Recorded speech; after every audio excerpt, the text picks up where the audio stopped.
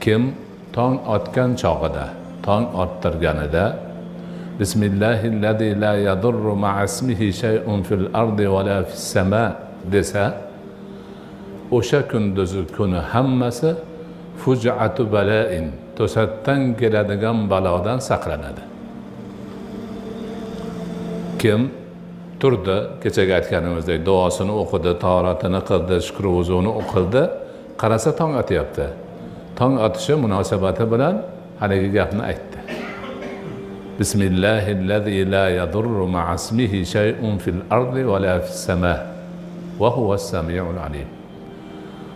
Allohning ismi bilanki, u zotning ismi bo'lsa, osmonlar va yerda hech narsa zarar yetkiza olmaydi.